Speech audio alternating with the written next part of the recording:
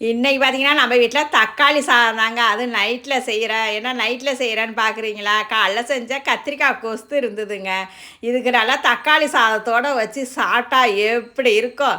அப்படின்னு நெனச்சுக்கிட்டு, சரி அது இருக்குதே, அத வச்சு இட்லி நைட்டு சாப்பிட்றதுக்கு, காலையில தான் சாப்பிட்டோமே இட்லிய தொட்டுக்கிட்டுன்னு, இது மாரி செஞ்சு சாப்பிட்டு பார்ப்போம்ன்னு, அதுவும் பிரியாணி சுவையில தக்காளி சாதங்க. பிரியாணிக்கு உள்ளது அத்தன ஜாமானும் அப்படியே சேர்த்து தான் தக்காளி சாதமா செய்றோம். என்ன இதில மட்டனோ, சிக்கனோ இல்லைங்க.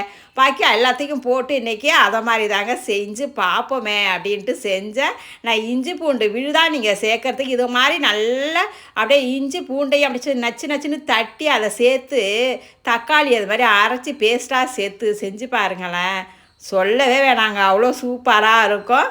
இதுக்கு எப்போதும் போல தாங்க மஞ்சப்பொடி, மிளகாத்தூள், இது கொஞ்சமா நான் பிரியாணி மசாலா சேர்த்துக்கிட்டேன். கொஞ்சம் அந்த டேஸ்ட்டு வருங்கிறதுனால அத மாரி சேர்த்து, 1 கிளாஸ் பாஸ்மதி அரிசிக்கு 1 1/2 கிளாஸ் தண்ணி அளவு வச்சு, எப்போதும் போல தாங்க நான் தக்காளி சாதம் நெறையா நான் வீடியோ தக்காளி சாதம் நம்ம சேனல்ல போட்டிருக்கேன் பாருங்கள். இது அரிசியை மட்டும் ஒரு 20 நிமிஷம் ஊற வச்சுட்டு நம்ம சேர்த்தோம்னா சாதம் நல்லா பொல பொலன்னு முறியாமல் அப்படியே இருக்கும். நல்லா நீட்டாக கிடைக்குங்க சாதம் நமக்கு. இதில் நான் ஆனால் தயிரெலாம் சேர்க்கல, கொஞ்சமாக லெமன் பிழிஞ்சு விட்டுக்கிட்டேன். பிரியாணினா தயிர்லாம் சேர்த்து செய்யலாம். இது தக்காளி சாதத்தில் ஒரு பிரியாணி டேஸ்ட்டில் இருக்கிறதுனால அந்த ஜாமனை போட்டு தான் நான் செய்கிறேன்.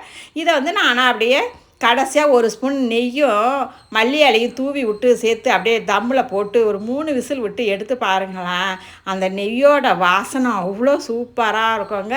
இது அப்படியே கிளறி கொடுக்கும்போது நீங்கள் வந்து கரண்டி காம்பால் தான் ஃபஸ்ட்டு தோசை திருப்பியோ எந்த கரண்டியோ வச்சு கலந்து கொடுங்க.